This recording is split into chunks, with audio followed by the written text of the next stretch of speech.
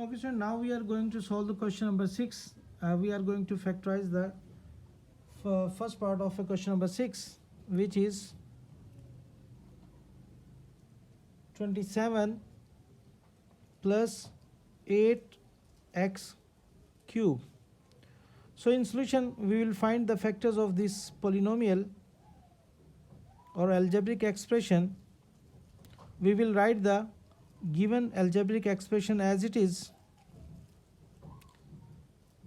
and if we observe the given polynomial or algebraic expression, we will factorize it. The first step to take common, so there is no common in two terms. So second one is to applying formula. If we observe that it is a complete cube of 3 and it is a complete cube of 2x, so here we are going to make the formula, which is a cube plus b cube. So 27 is a complete cube of 3 and 8x cube is a complete cube of 2x.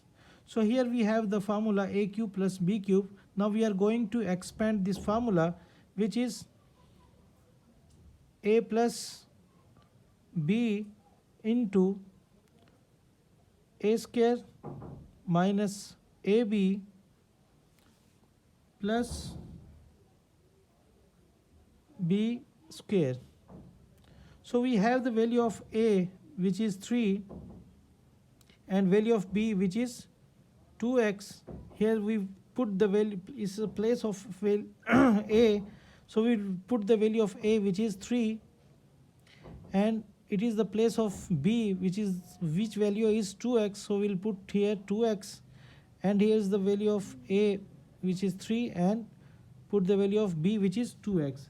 If we simplify them, it becomes 3 plus 2x into square of 3 becomes 9 minus, if we multiply 3 into 2x, we will have 6x, and if we take the square of 2x, so it becomes 4x square. So these are the two factors of this given algebraic expressions. So in this way you can find the factors of any algebraic expression by solving and following the methods of factorization.